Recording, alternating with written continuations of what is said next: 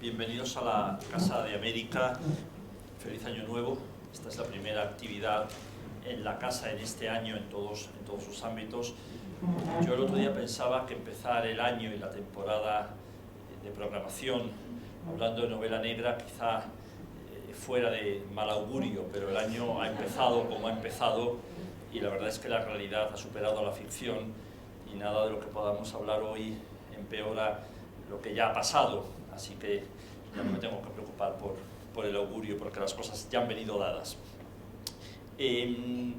Contamos hoy con Gustavo Forero, profesor de la Universidad de Antioquia, que pasa por España. Es lo bueno que tienen las temporadas pre o post vacacionales, que uno, si está atento, como procuramos estar en esta casa, puede contar con gente que por alguna razón decide pasar las vacaciones o venir a estar en temporadas como esta entre nosotros.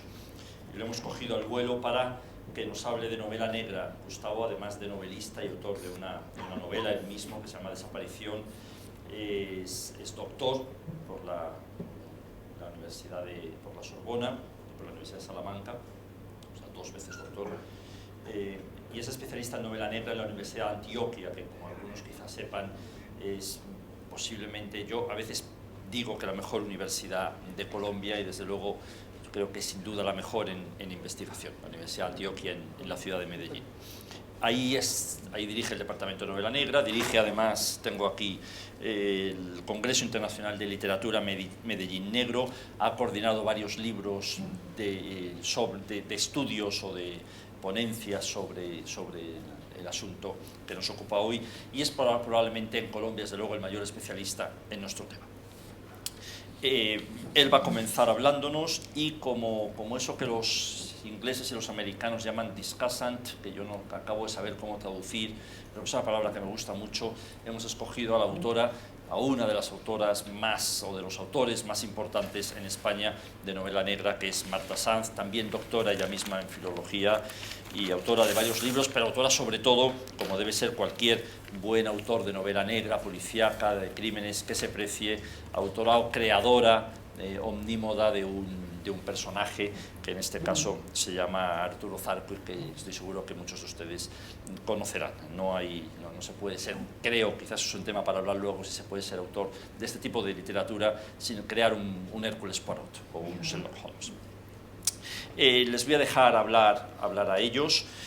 El título lo pusimos muy a propósito de qué hablamos cuando hablamos de novela negra, porque al iniciar la conversación con el profesor Forero sobre esta tarde, me di cuenta que estábamos hablando, que utilizábamos terminologías diferentes. Yo no uso esa vieja terminología hispana de novela de detectives, o de literatura de detectives, que es como se le llamaba antes. Yo uso, sin embargo, la nueva acepción de hoy en día, de los últimos años, que es novela negra, pero al profesor Forero le gusta hablar de novela de crímenes y entonces ahí empezamos a plantear una conversación interesante que me llevó a proponerle que empiece hablando de esto. Entonces, si les parece, lo que vamos a hacer es pedirle al profesor Forero que empiece hablando de por qué él prefiere hablar de novela de crímenes en vez de, como yo, de novela negra, que si hay diferencias o no, qué quiere decir una cosa y qué quiere decir la otra, y a partir de ahí Marta Sanz entablará una conversación con él, que yo procuraré alentar o provocar, y después, si les parece, pues podemos intervenir también los demás. Así que les dejo en manos de nuestros 2 contertulios esta tarde. Muchas gracias, José Antonio, muchas gracias a todos ustedes por este interés, por esta acogida que me den. Para mí es verdaderamente un privilegio estar en esta casa tan hermosa. Con esta construcción yo no la conocía aquí adentro, pero me ha parecido hermosísima. Y cada uno de estos espacios tiene algo que ver con de lo que yo voy a hablar, ¿no? Me parece que estos espacios invitan un poco al recogimiento, pero también son un poco enigmáticos, un poco, para mí, hacen parte también de todo un boato de otra época, un boato que hacía parte también de los orígenes del género, de los orígenes del género negro, y también de ese género que ha tenido un cambio trascendental en los últimos años en América Latina y, tengo que decirlo, en mi país, en Colombia. Sin duda ustedes habrán oído hablar de Colombia siempre en relación con el delito. Y es un poco tópico advertirlo, pero es un poco también como hacer limonada cuando no le llueven limones, ¿no? Yo estoy aprovechando algo que en principio no es muy positivo, pero que en mi campo de estudio ha sido bastante enriquecedor, y es hablar de un ambiente de delito. Bueno, voy a empezar un poco por qué yo hablo de un nuevo género que desde mi punto de vista debe ser últimamente llamado novela de crímenes. Para el efecto voy a hacer una breve exposición de lo que es el género negro, que sin duda ustedes conocerán, no solamente porque es un género muy popular, sino porque está muy emparentado actualmente con el cine. Nació cercano al cine y se ha consolidado como uno de los géneros más importantes de Hollywood de los últimos tiempos. Y como ese género, que en su momento era un género, digamos, denostado, un género que hasta cierto punto era asumido de una forma peyorativa por los escritores, se fue consolidando como uno de los géneros más importantes, al punto que hoy por hoy está o hace parte de un gran boom, no solamente en España, sino en América Latina y también los Estados Unidos o en Europa. Este gran género que hoy por hoy representa, como lo ha dicho Paco Ignacio Taibo, el género social por excelencia, el género que alude a los conflictos de las democracias contemporáneas. ¿Y por qué yo quiero hablar en este espacio, en particular de la Casa de América, de una nueva nominación? Porque yo creo que el proceso en que está inmerso el género, la novela negra en este momento, impide hoy por hoy que sigamos hablando de novela negra de manera tradicional, de manera un poco mecánica, sin saber a lo que alude. De ahí la importancia de la pregunta que plantea esta charla, ¿no? ¿Cómo debemos asumir en este momento, sobre todo en este momento de nuestras sociedades, la novela negra? Si es válida esta nominación o si se puede hablar ya de otra nominación, como yo lo propongo, que es la novela de crímenes. Para el efecto quiero remitirme a un gran teórico que creo que es de los primeros que habló del género en Alemania, que se llama Siegfried Kracauer. Kracauer es un nombre que a uno lo retiene porque es casi un juego cacofónico y que plantea en primer lugar una definición de lo que es la novela detectivesca en Alemania.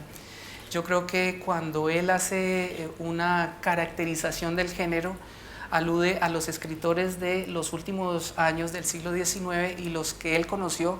El libro de él, la novela detectivesca, es del 24 y del 26, más o menos en estos 2 años los escribió, 1924 y 1926. Imagínense ustedes lo que era el género para la época. Él habló de un género que estaba poniendo en tela de juicio los ideales de la modernidad.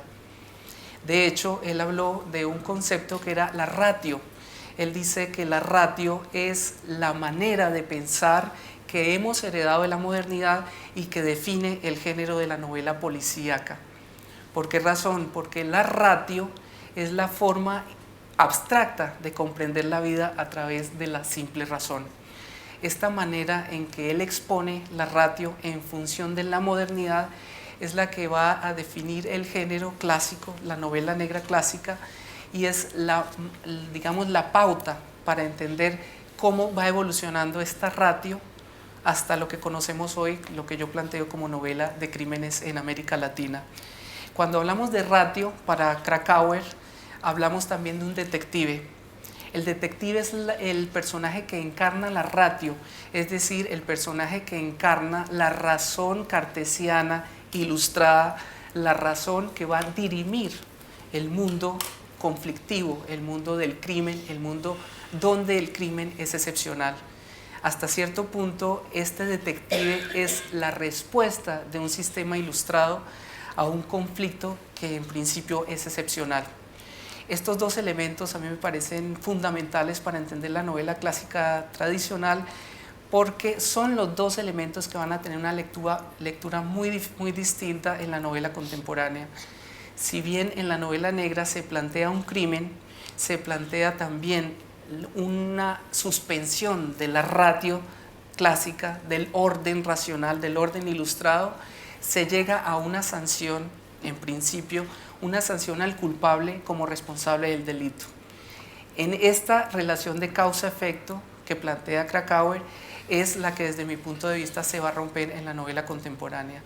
Yo creo que este elemento, ya que lo planteo ya como la base que se puede seguir a través de toda la historia del género, es lo que a mí me ha permitido hablar de un nuevo género en América Latina.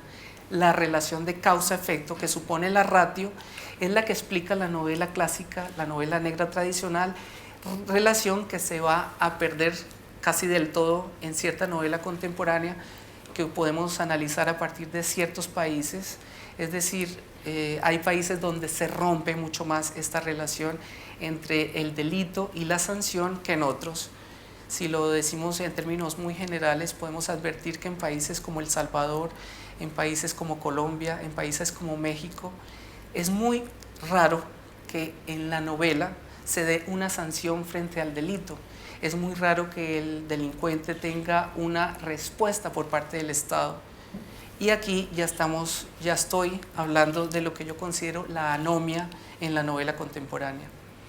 Si bien es cierto, en la novela clásica había un delito, había una investigación, había un responsable y una sanción, en la novela contemporánea cada vez más esta relación de causa-efecto se va a romper. ¿Por qué razón? Porque desde mi punto de vista ya en la actualidad pocos creen en la efectividad, en la confiabilidad del Estado como el agente que lleva a cabo la sanción. Por esa razón yo hablo más bien de anomia. La anomia, desde mi punto de vista, distingue el género contemporáneo, la anomia entendida como la ausencia de ley o la falta de aplicación en un momento dado.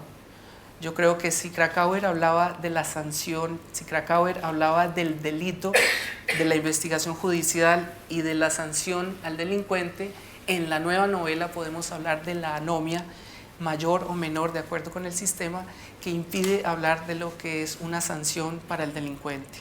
Yo creo que eso es lo más grande de la tesis que les vengo a exponer, lo más, digamos, mi tesis, que es la que define la novela de crímenes contemporánea. ¿Qué era lo que definía la novela clásica? Principios como el bien y el mal, la presencia del investigador, la presencia del criminal. Este último subvierte las normas, razón por la cual se hace acreedora la sanción. El hecho de que había un policía o un detective privado que es el que investiga el delito, el hecho de que este detective o este policía era la persona que encarnaba la ratio, es decir, la persona que va a buscar la sanción o que va a buscar la recomposición del orden. Finalmente, la sanción a la que me he referido como solución reparadora para una democracia, como una confianza en el sistema legal, en últimas, en el Estado de Derecho, que es el que fundó el género tradicional.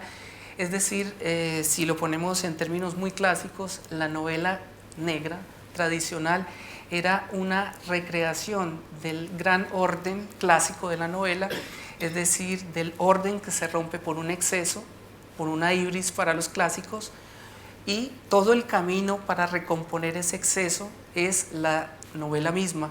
Al final el exceso se satisface, digamos, mejora, se soluciona a través de lo que es la sanción del delincuente. Esta lógica, que es una lógica clásica, la lógica a la que se refería Krakauer, va a ser totalmente subvertida en la novela contemporánea, la novela que yo llamo de crímenes. Y voy a ponerles algunos ejemplos para que ustedes vean a lo que me refiero. Cuando hablo de novela de crímenes, hablo de la novela contemporánea mexicana, de la novela cubana de los últimos tiempos, de la novela, el romance policial del Brasil contemporáneo, de la novela de los últimos tiempos del Cono Sur, sin duda la novela colombiana de los últimos años, particularmente de los años 90, todas estas novelas que se pueden catalogar a partir de ciertas pautas derivadas de los sistemas políticos. Cuando hablo de la novela de crímenes en México, puedo hablar de la novela de crímenes vinculada con el narcotráfico. Sin duda ustedes han oído hablar de todos los problemas del sistema democrático mexicano Y en México este gran problema del narcotráfico está siendo cada vez más asimilado por los escritores. Si ponemos como ejemplos algunos de ellos, veremos que el tema es el que está poniendo en duda el sistema mismo mexicano, el sistema democrático, y el delito se queda en el campo de la anomia, porque el delito no se llega a sancionar al final. Hablo de novelas como yo he llegado a la conclusión de que las novelas que ilustran más esta dinámica de ausencia de sanción son las siguientes: Trabajos del Reino, de Yuri Herrera; El Testigo, de Juan Villorro; Decencia, de Álvaro Enrique; y Los Minutos Negros, de Martín Solares. Yo creo que para aquellos que hayan leído alguna de estas novelas entenderán de lo que se trata la teoría de la anomia, porque en estas novelas se plantea toda una ausencia de Estado, una ausencia de sanción, una falta de orden, en últimas, que no se va a solucionar al final de la novela. Por ejemplo, en la novela de Martín Solares, aunque se conserva el elemento del detective, no obstante, al final el delito no llega a sancionarse, porque el responsable del delito queda libre y se lleva al patíbulo, se lleva a la sanción a una persona que en realidad no era el delincuente. Esta anomia final es la que pone en duda el sistema, la que pone en duda el sistema democrático general de México contemporáneo, dominado por la persistencia de un partido político y por la corrupción del mismo sistema derivada del narcotráfico. Si seguimos bajando, llegamos a América Central. Yo creo que América Central es la que supone el género de una manera más audaz desde el campo de vista de la anomia. Yo creo que sin duda todos ustedes habrán oído hablar de un escritor tan emblemático como Leonardo Padura, que ha planteado una nueva visión de lo que es la Cuba contemporánea, una nueva visión que, digamos, no es tan radical como para suponer una novela excesivamente revolucionaria, pero que nos da una nueva pauta de lo que es la Cuba mirada a través de los ojos de los revolucionarios y la Cuba mirada a través de los hijos de los revolucionarios. Es decir, una nueva Cuba mirada desde la perspectiva crítica de lo que es la revolución socialista.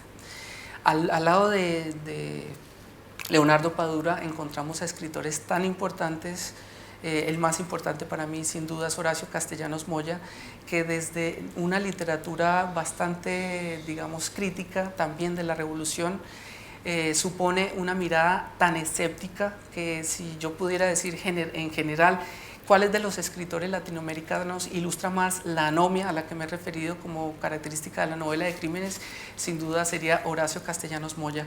Horacio Castellanos Moya tiene dos novelas que son verdaderamente paradigmas de las novelas anómicas, que son Insensatez y El Asco, novelas que aluden al tema del posconflicto en El Salvador y en Guatemala, es decir, a todos esos acuerdos de paz que fueron acuerdos entre la guerrilla y el ejército que fueron truncados en últimas, o que no respondieron a las pautas de la sociedad civil cuando fueron firmados. Yo creo que Horacio Castellanos Moya representa más que otros de los escritores latinoamericanos ese carácter anómico, no solamente de la novela, sino del escritor mismo, que ya no ve una solución ni siquiera en la literatura, una fe en el sistema, sino que deja su novela totalmente abierta para dar cuenta de una terrible anomia que aqueja a todos los ciudadanos de todo un continente. Si seguimos bajando, encontramos, sin duda ustedes siguen el mapa, después de esta novela contemporánea mexicana, de esta novela que es la novela del gran boom de la novela anómica en Centroamérica, encontramos la novela colombiana. La novela colombiana, desde mi punto de vista, junto con la novela centroamericana, es de las más anómicas, y sin duda ustedes podrán entender esta situación porque son países que en sí mismos son excesivamente anómicos. Si uno piensa la situación de Guatemala, El Salvador o Colombia, va a llegar a entender lo que es la verdadera anomia en los sistemas políticos, en los sistemas sociales, porque son países que, si los dijéramos en términos políticos hacia el futuro, son países en donde la democracia es casi inviable. Yo creo que escritores como Fernando Vallejo, como Darío Jaramillo, como Laura Restrepo en Colombia ilustran perfectamente esta sin salida a la que ha llegado la democracia colombiana, esta ausencia de esperanza, esta en últimas falta de sanción para la delincuencia que se ha generalizado en unos términos tales que Fernando Vallejo dice que Colombia es un sistema de impunidad generalizada. Yo creo que esto ilustra perfectamente la anomia, y si lo llevamos al campo de la literatura, una novela como La Virgen de los Sicarios va a ilustrar perfectamente la ausencia total, sino en gran parte, de Estado, la ausencia de un Estado que venga a sortear la situación, que venga a sancionar al culpable y a reactivar o a restaurar un orden como el que se pretendía en la novela clásica. Si seguimos bajando, encontramos un país que en mi investigación resultaba un país poco atractivo, pero que cada vez me atrae más porque es un país que supondría un gran campo de anomia derivado pues, del conflicto social, sobre todo de la polarización que está viviendo.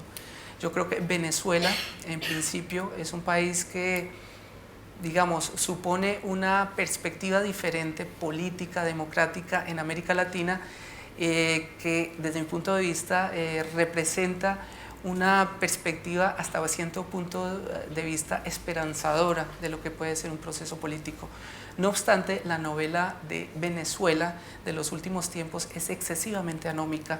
Yo creo que pocos escritores en Venezuela creen en el sistema, pocos escritores se están dando cuenta de la sanción como solución al crimen, y al contrario, muchos de ellos se están dando cuenta de la ausencia de instituciones, de la ausencia de sanción, de la ausencia del Poder Judicial. Yo creo que la novela venezolana, por ejemplo, la novela de Eloy Yagüe, que es uno de los escritores más emblemáticos del país, da cuenta de la ausencia total del Poder Judicial en Venezuela, de la ausencia total de policía, de una policía justa. De hecho, Eloy Yagüe da cuenta de toda una ciudad dominada por el crimen, dominada por el desorden, dominada por el crimen en todo el sentido de la palabra, es decir, por la anomia. Y esta anomia generalizada no se resuelve en ningún caso. De hecho, hay toda una línea de novela en Venezuela que es la línea de la novela femenina, y esto responde a un interés premeditado de una colección que se llama Vértigo, que pretendió crear todo un género en Venezuela recreando la violencia sobre las mujeres. Y esta violencia tampoco tiene ninguna solución, ¿no?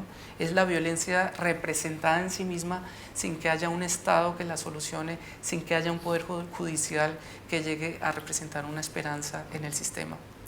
Bueno, yo he ido en el mapa, tratando de que ustedes vean de una manera muy panorámica América Latina. Sin duda, un país como el Perú supone otra forma de entender la novela.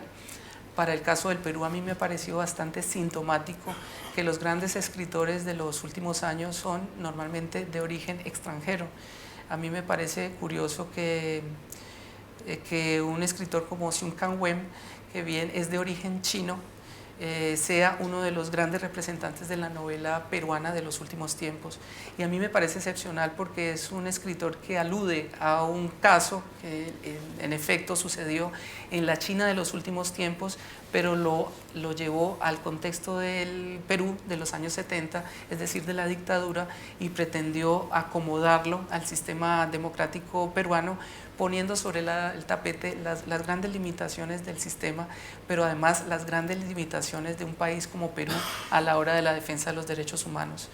Yo creo que este autor, como autores pues, más conocidos del Perú, ponen sobre el tapete este gran problema de la falta de ley en el sistema peruano, es decir, de la falta de un orden, de la falta de una sanción al criminal, y de lo que en términos generales he definido como la anomia en los sistemas democráticos contemporáneos.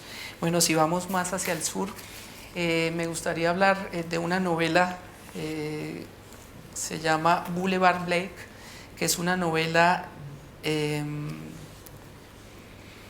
Bolivia, una novela que es bastante audaz, donde se representa el conflicto de los barrios bajos de Bolivia, Y es tan grave el conflicto y tan anómico que la novela se hace ilegible para lectores que no sean bolivianos.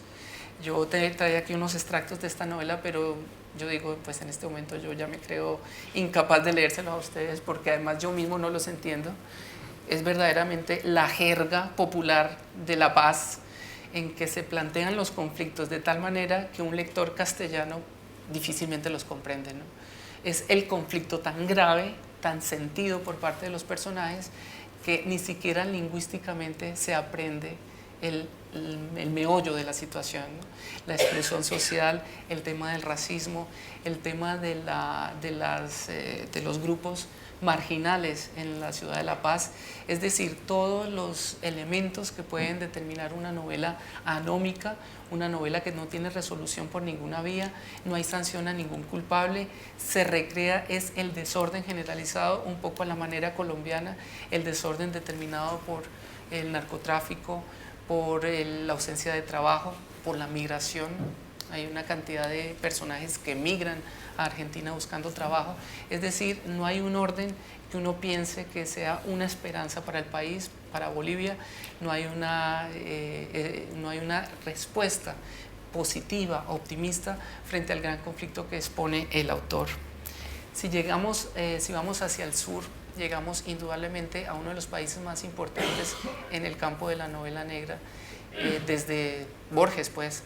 Yo creo que Argentina, si uno lo dice en términos actuales, si hablamos de un boom de la novela de crímenes contemporánea, sin duda una novela como la contemporánea de Argentina es la que nos va a ilustrar mejor el destino del género en el continente, el destino de lo que yo llamo anomia, porque todas estas novelas también de la Argentina, a pesar de que conserva pautas como el detective, que también conserva Marta, pautas como la investigación judicial, si lo planteamos en términos genéricos, un escritor como Antonio Gamerro dice que en Argentina el sistema está tan viciado que la policía es el enemigo, que el Estado no tiene ninguna respuesta satisfactoria y que todos los argentinos comprenderán que cuando se habla de delincuencia se habla de la policía.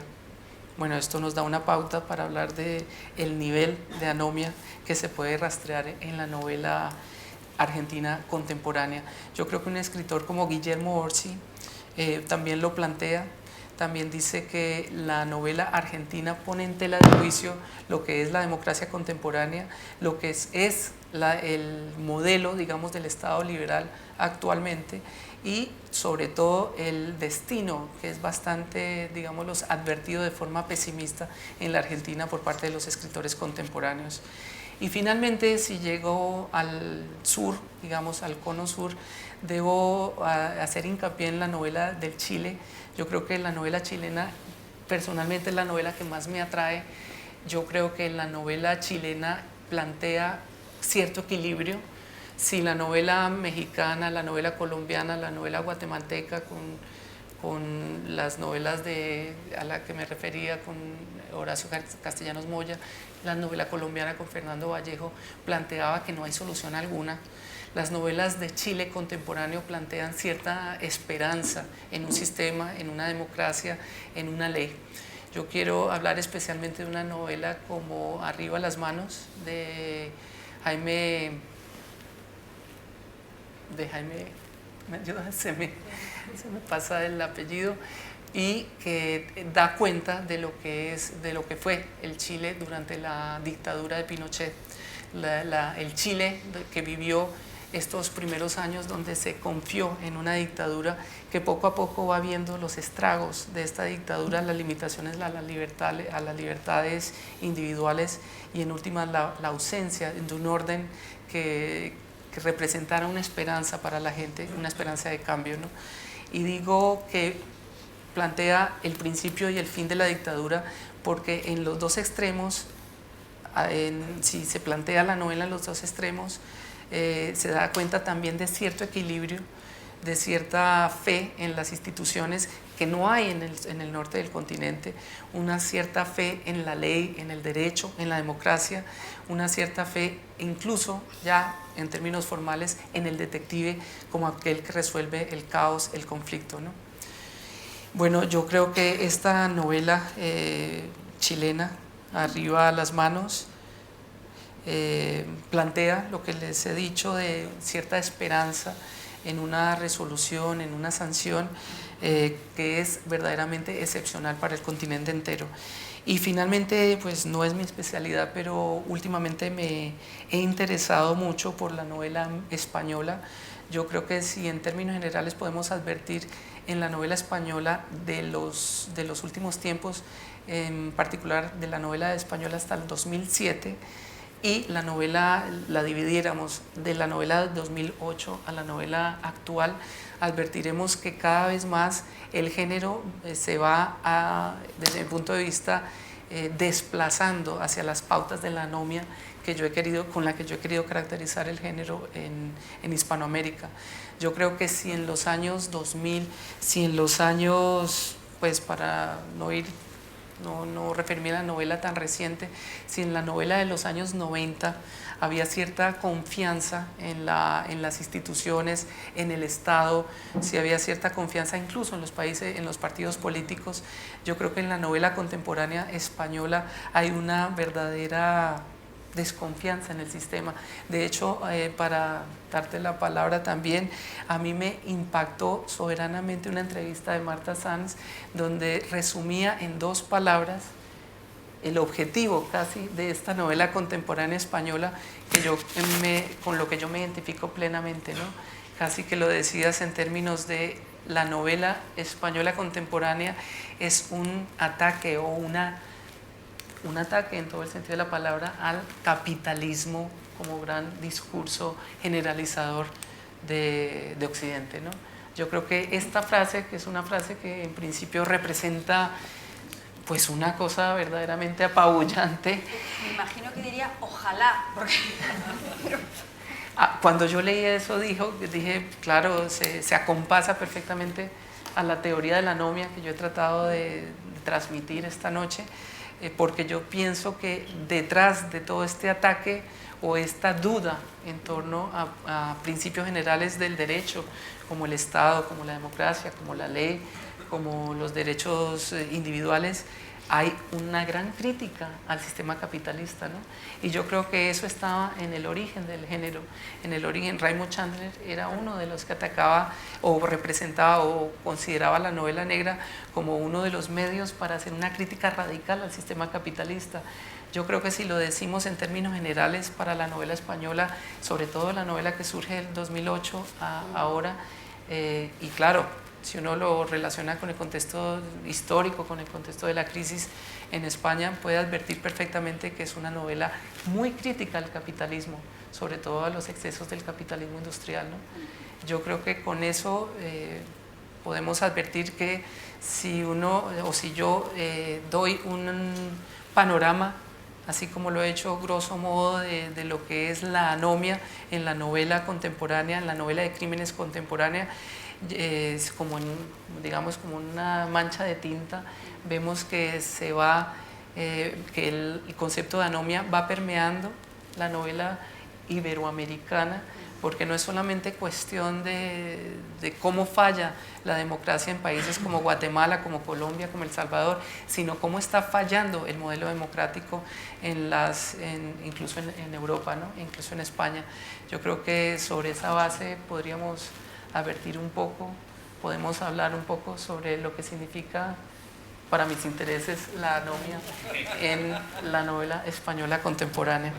Bueno, eso es lo que les propongo. Yo creo que lo hice un poco rápidamente, traté de hacerlo de una manera pues un poco académica, pero también metodológica, para que ustedes vean por dónde va mi investigación, para transmitirles el interés de esta investigación por relacionar la novela con el contexto histórico y social de las democracias contemporáneas.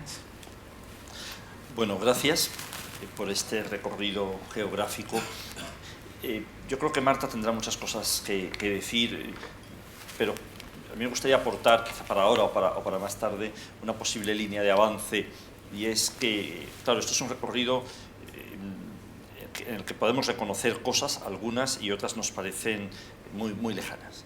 No tiene poco que ver con nuestro contexto, hablas de realidades geográfico-políticas muy distintas a las nuestras, y me imagino que la novela negra, que es un reflejo hoy en día en buena parte de las sociedades de cada...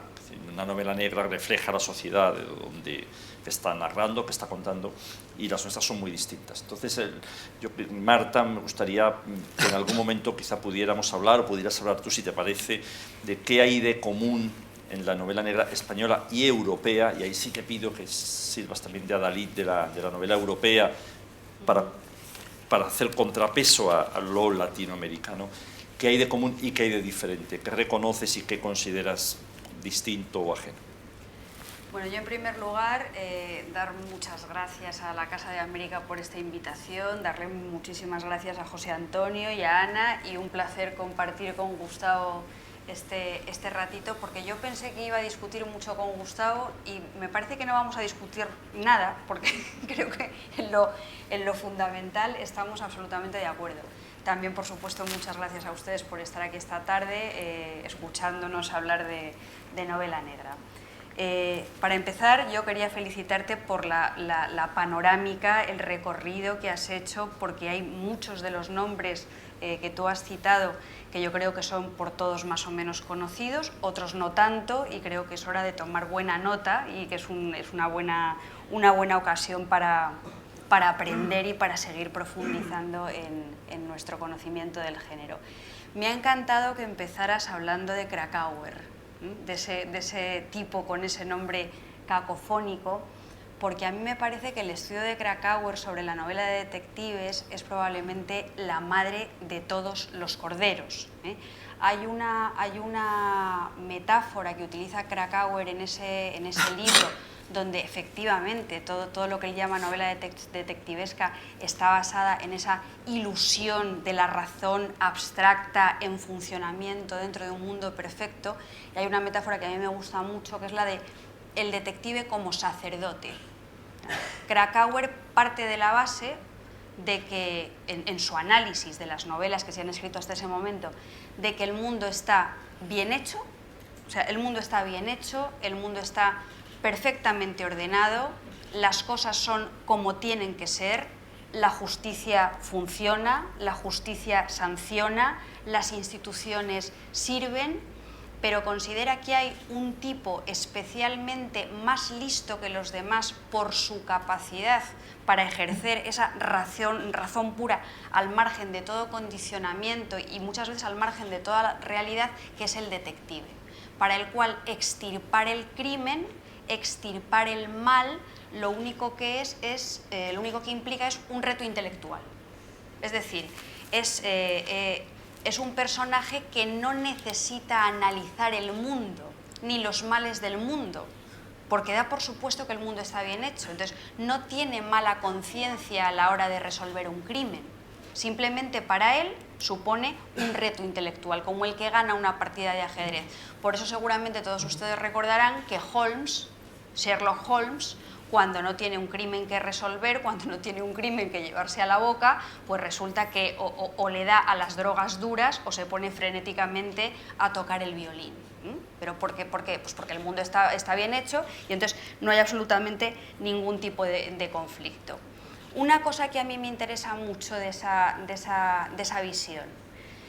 Yo creo que en las novelas de detectives, que para mí no son tampoco lo mismo que las novelas criminales o las novelas negras, esa concepción de que el mundo está bien hecho, de que las causas están unidas a los efectos, como muy bien ha explicado Gustavo, de que vivimos en sociedades no anómicas, cristalizan en determinadas maneras de concebir las novelas desde un punto de vista formal.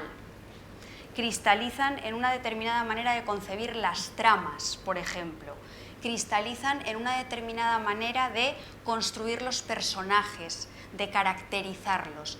Y eso es muy importante, porque yo parto de una visión de la literatura en el cual todas las formas son ideológicas y las maneras de resolver formalmente, las retóricas escogidas para escribir una novela, lo que están proyectando es una visión del mundo. Entonces, esa visión del mundo bien hecho cristaliza en ese tipo de novelas detectivescas de las que hablaba Krakauer y cuyo paradigma fundamental seguramente será un personaje como Sherlock Holmes. ¿Qué es lo que pasa? Bueno, pues lo que pasa es que la historia prosigue, la historia continúa, ¿no? Y en la historia universal, sobre todo a lo largo de, bueno, durante todas las épocas, pero en el siglo XX se empiezan a producir hechos tan dramáticos y tan absolutamente terribles como la Primera Guerra Mundial, como el crack económico del 29, como la Segunda Guerra Mundial. Entonces, surge la conciencia por parte de personas medianamente lúcidas o muy lúcidas de que ese orden social maravilloso, ese mundo que todos considerábamos que estaba bien hecho, pues resulta que no está bien hecho. Resulta que el mundo no funciona bien. Resulta que el mundo está podrido desde la raíz. Resulta que vivimos todos en un ambiente de violencia que por una parte se proyecta en asesinatos concretos, en sangre, en muertes, en guerras, en ametrallamientos, y que por otra parte también tiene una dimensión de violencia sistémica, cotidiana. Vivimos en un sistema injusto que muchas veces induce a determinados seres humanos a cometer actos criminales. A veces porque asumen unos valores mezquinos que muchas veces se asocian con el capitalismo, a veces porque su forma de vida les induce inevitablemente a tener que matar para poder vivir. Entonces, cambia la figura del detective, cambia la confianza que se tiene en el sistema y nos podemos encontrar, por ejemplo, con otro paradigma detectivesco como es el comisario Maigret, de Simenon. Ya sabéis, el autor belga. ¿Qué es lo que le pasa a Maigret? Para Maigret, a diferencia de Sherlock Holmes, el mundo no está bien hecho. El mundo está mal repartido y muchas veces él tiene la tendencia de ponerse en el lugar del asesino y experimentar compasión. Hay empatía, hay una especie de desdibujamiento de los límites que separaban de una manera tan taxativa la víctima y el verdugo en las novelas de detectives tradicionales, más antiguas, más originales. Entonces, creo que eso es fundamental. Y quien lleva esa tendencia al máximo extremo es Patricia Highsmith. Patricia Highsmith, que yo recomiendo siempre la lectura de una colección de relatos que para mí es maravillosa, más allá del personaje de Ripley, que es un personaje que tiene mucha tela marinera, yo recomiendo a todo el mundo que lea Los crímenes bestiales de Patricia Highsmith, que son unos pequeños relatos protagonizados por animales, utilizando pues la impronta de las fábulas clásicas, y son animales que por su condición de seres sometidos, de seres explotados, de seres que padecen todas las injusticias del mundo habidas y por haber, pues de repente cometen un acto criminal con el que el lector empatiza. El lector comprende al asesino, se pone en el pellejo del asesino, que en este caso, pues como os decía, es un animal.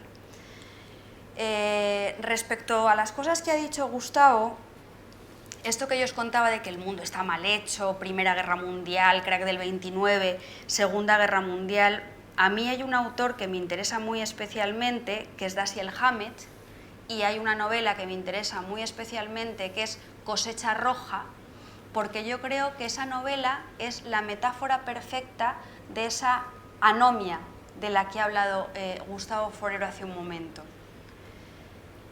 La ciudad donde se desarrolla Cosecha Roja es Personville, pero en la novela se la llama permanentemente Poisonville, porque es una ciudad podrida de arriba abajo. El sistema está corrompido de arriba abajo. El alcalde, el poder político, la policía, todos son conniventes en que aquello sea una basura.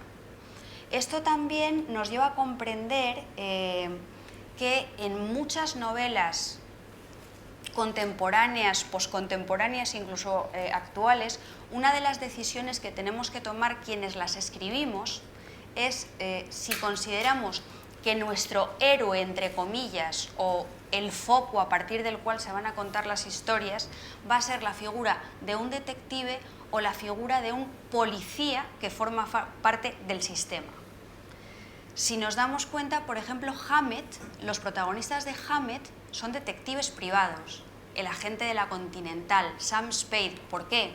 Pues porque Hammett considera que la poli está, con perdón, enmierdada desde más que nadie. Entonces, es absolutamente imposible que los policías sean vistos como héroes. En un intento de normalización democrática en la novela española, por ejemplo, vemos en las novelas de Lorenzo Silva, que es un novelista muy notable, que sabéis que crea dos personajes estupendos que son Bevilacqua y Chamorro, que son dos números de la Guardia Civil. ¿Por qué toma esa decisión un escritor como Lorenzo Silva? Bueno, pues porque Lorenzo Silva, en la época de la posttransición democrática, tiene confianza en la democracia, tiene confianza en las instituciones y quiere normalizar un cuerpo de seguridad del Estado que siempre había sido muy maltratado, probablemente con justicia, por la literatura. Entonces, fijaos que hasta ese tipo de decisiones son profundamente ideológicas, y esas decisiones ideológicas, esas visiones, pues de algún modo se reflejan en una manera u otra de escribir novela negra. A lo que voy enlazando con la pregunta que hacía José Antonio. Diferencias entre el género negro y el género policial en Latinoamérica, en España, en Europa. Yo he leído muchas de las cosas que ha citado Gustavo, pero verdaderamente a mí hay muchas otras que me quedan por leer. Yo, fijaos, en la novela negra latinoamericana contemporánea, o como la queramos llamar, noto mucho más riesgo, mucha más valentía y mucha más intrepidez que en la novela española contemporánea del mismo género, o que, sobre todo, en la novela europea, especialmente nórdica, que trabaja el mismo género. ¿Por qué digo esto? Yo considero que uno de los grandes problemas de la novela negra contemporánea, y por eso yo escribo una novela como Black, Black, Black, es que se desactiva políticamente, y a mí me parece muy importante que las novelas negras y las novelas de crímenes sean instrumentos de denuncia política en la modesta posibilidad que tiene la literatura de intervenir en lo real. Bueno, pues yo creo que estas novelas negras se desactivan desde el punto de vista político cuando empiezan a convertirse en novelas muy comerciales que clientelizan a los lectores y que les gratifican, y que no les imponen ningún tipo de riesgo formal. Yo creo que los escritores tienen que ser intrépidos en su proyecto de escritura, y que los lectores también tienen que ser intrépidos cuando leen.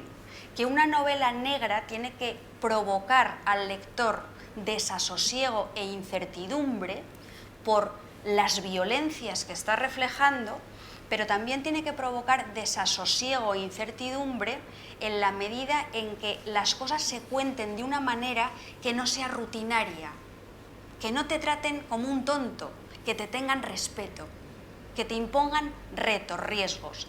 Y en ese sentido yo creo que desde el punto de vista formal, los escritores iberoamericanos, los escritores latinoamericanos son mucho más arriesgados que los escritores europeos. Por ejemplo, Gustavo ha citado a Yuri Herrera, sin duda. O sea, lo que hace Yuri Herrera en Trabajos del Reino no es solamente visibilizar las violencias habituales de sistemas ingobernables o en desgobierno absoluto, sino que lo hace también a través de unas formas narrativas que para el lector son desasosegantes, no son convencionales, te obligan a hacerte preguntas sobre lo que Yuri Herrera está contando, pero también sobre por qué Yuri Herrera lo está contando de esa manera. Lo mismo ocurre con un escritor chileno que a mí me interesa mucho, que se llama Carlos Lavé, que escribe una novela que se llama Locuela. Lo mismo ocurre con un escritor peruano, que también me ha hecho mucha gracia lo que ha dicho Gustavo, de que curiosamente los escritores peruanos, muchos no son de origen peruano, porque a mí hay un escritor peruano que me gusta mucho que se llama Mirko Lauer, que tiene una novela también publicada en Periférica que se llama Secretos Inútiles, que es muy interesante porque está hablando del mestizaje y del travestismo de la sociedad peruana, pero también lo hace con un esquema narrativo muy, muy peculiar. Me interesa mucho en Cuba, por ejemplo, Daniel Chavarrías, o sea, gente que asume muchos riesgos formales. En ese sentido, ¿por qué digo yo que la novela negra, lo que se llama novela negra europea, para mí es más convencional y más conservadora? Yo, por ejemplo, últimamente he leído a autores daneses, autores suecos, autores noruegos, he leído a Samuel Björk, he leído a Eric Valère, he leído a Camila, para mí apellido impronunciable, sueco. Entonces, me parece que esos autores lo que hacen es, ¿cómo podría yo explicar esto?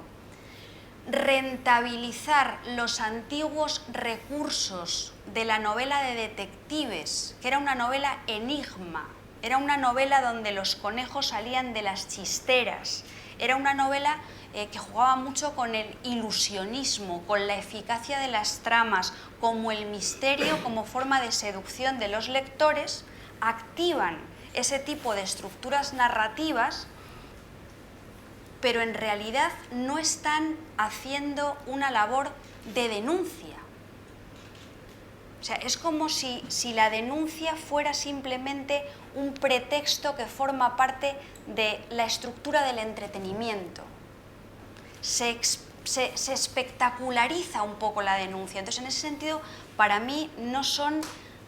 Y a lo mejor me paso un poco al decir estas cosas, pero para mí desde el punto de vista de la honestidad que tiene que tener un escritor hacia sus lectores y del respeto que los tiene que tener, pues para mí no son propuestas del todo convincentes.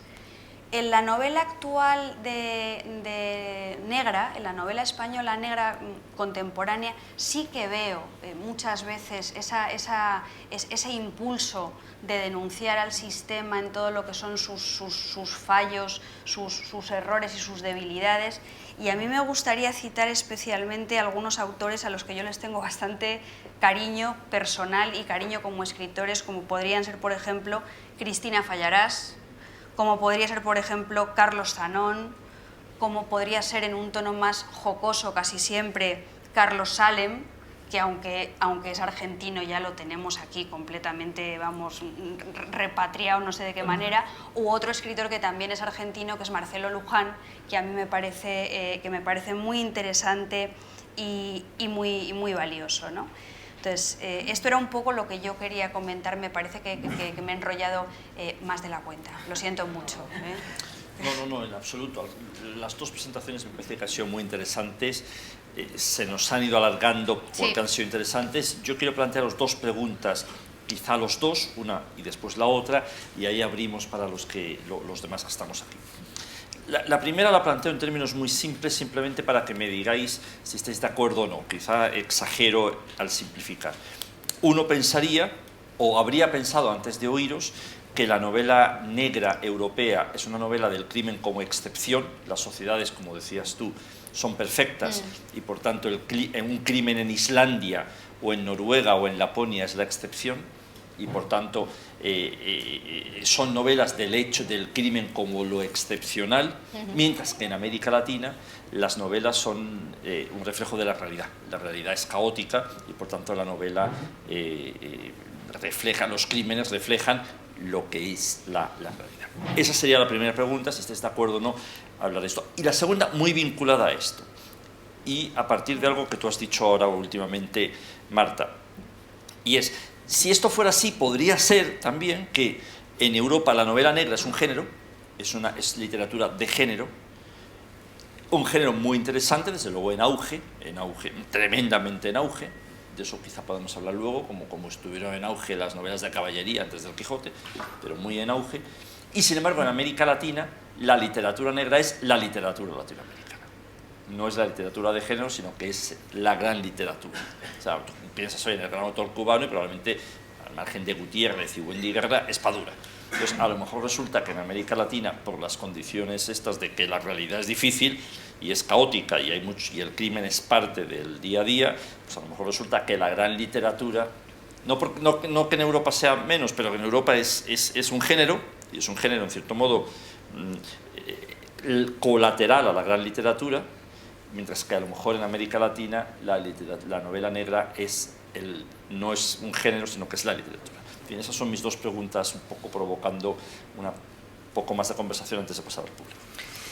Bueno, yo quiero decir una cosa muy interesante en torno a la primera, José Antonio. Yo creo que en efecto la novela negra en el continente latinoamericano tiene mucho que ver con la realidad. De verdad, esa palabra es un poco enemiga para los literatos, ¿no? Pero sí es un reflejo de la realidad.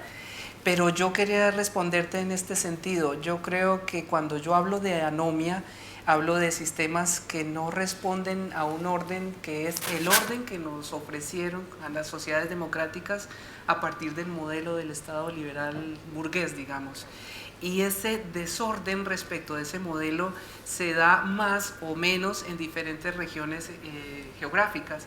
Por eso yo traté de hacer muy rápidamente un panorama de lo que es el género desde el punto de vista geográfico, porque si para el efecto quiero aludir a un concepto que yo he tratado de desarrollar en mis estudios, que es la modulación de la anomia. Digamos, si uno lo dijera en términos muy generales, la anomia es mayor en un país como El Salvador, es mayor en un país como Colombia en términos sociopolíticos, en términos democráticos, que en Argentina, que en Chile. Digamos, uno dice o tiende a creer que el sistema funciona mejor en Paraguay, en Uruguay, que en Colombia, que el sistema funciona un poquito mejor en Brasil, tal vez que en México. Es decir, hay una modulación de la anomia. No se puede decir que todo el continente es anómico, que en todo el continente la democracia no funciona, que es un género, digamos, estándar y que se puede definir con él toda la literatura contemporánea del continente. Yo creo que en cada país hay que ver las especificidades, ¿no? Yo hablo para el caso de mi país es un país casi que se puede decir totalmente anómico. Es difícil advertir que Colombia funcione en términos relativos. Yo tengo la idea de que funciona muy poco. Si uno le pone el referente de una ley, de un Estado de Derecho, frente a ese referente funciona muy poco. Entonces la literatura tiende a ser mucho más anómica. La literatura colombiana hoy por hoy poco tiene de detectives. Para un escritor colombiano un detective es una cosa exotiquísima, pues. Nadie cree que pueda haber un detective en Bogotá, para nada. Ninguno de los escritores confía en un detective.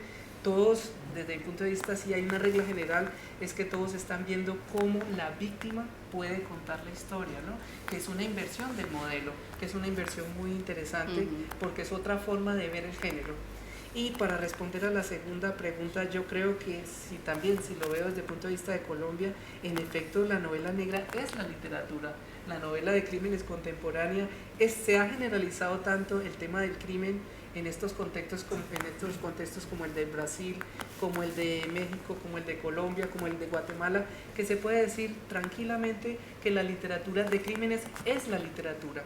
Volvemos un poco a la cuestión del reflejo, ¿no? Como son países que funcionan tan relativamente bien o mal, la literatura da cuenta de ese gran conflicto y la literatura se extiende para recrear todo un gran ambiente de anomia, que es el ambiente del crimen generalizado. Entonces, sí, es verdad, para ciertos países, vuelvo al concepto de modulación de la anomia, para ciertos países latinoamericanos, la novela de crímenes es la novela por antonomasia de la región. Pero yo creo que para un país como, vuelvo al caso especialísimo de Chile, la novela de detectivesca, la novela negra, es un género dentro de otros géneros, porque la literatura no se simplifica en literatura de crímenes, yo creo que en Chile especialmente, ¿no? Entonces, y quiero agregar algo para el caso de lo que tú adviertes como una literatura de riesgo. si yo utilizo también el concepto de la modulación de la anomia, creo que hay literatura más arriesgada en ciertos contextos. Para mí la literatura más arriesgada y por lo tanto la que más me interesa es la literatura de Centroamérica. Yo creo que escritores como Horacio Castellanos Moya, Rodrigo Rey Rosa, Carlos Cortés, Leonardo Padura han mostrado verdaderamente desde puntos inusitados los problemas de América Latina, ¿no?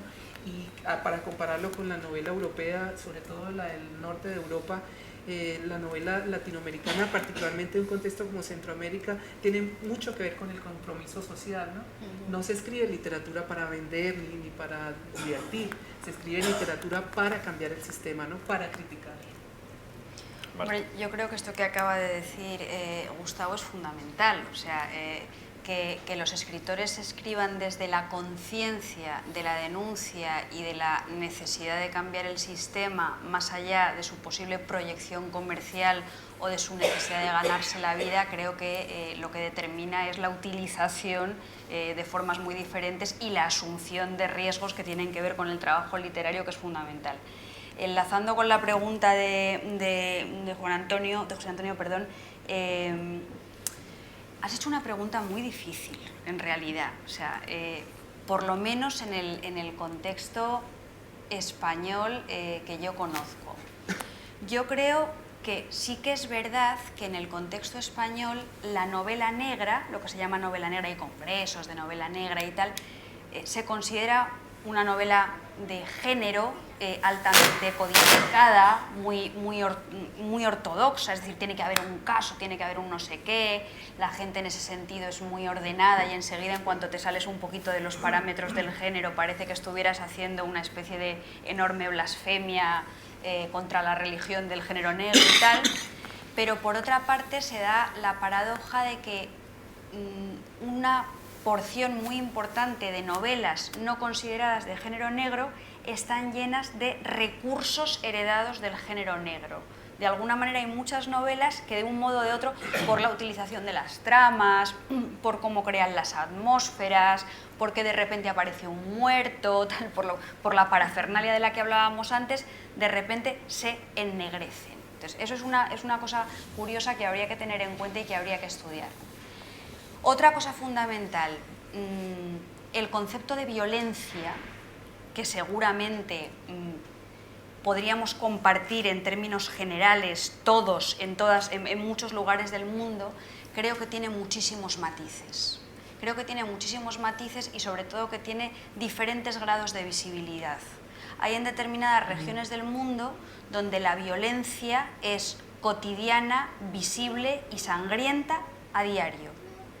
Y hay en otros países del mundo donde la violencia se vive de otra manera, donde la violencia, como decía antes, es una violencia sistémica, es una violencia cotidiana que lo va corroyendo todo poco a poco, pero que no se refleja necesariamente en que degüellen a 500 estudiantes y los entierren en una fosa. Es otra cosa. O sea, para mí, yo en este momento yo vivo en un sistema violento, porque para mí los desahucios son violencia, los despidos son violencia, que a la gente no le den el sobaldi es violencia, pero entiendo que esa violencia, que es violencia, no es esa otra violencia más visible o más espectacular.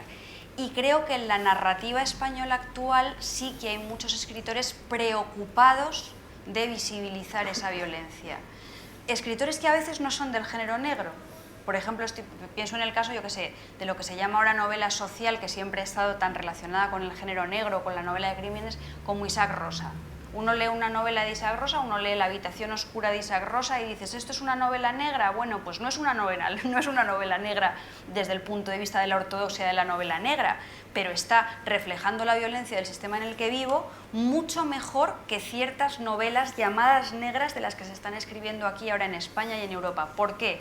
Porque, como os decía antes, yo creo que en Europa y en España, pero sobre todo en el norte de Europa, el género negro se ha espectacularizado, la violencia se ha espectacularizado y en ese sentido yo estoy un poco preocupada porque eso además lo que nos termina haciendo es un poco insensibles a la violencia. Cuando la violencia se espectaculariza hasta esos niveles, en lugar de hacernos más sensibles a ella, yo creo que lo que nos hace es indemnes, o sea, pasivos, es una cosa que sirve para divertir.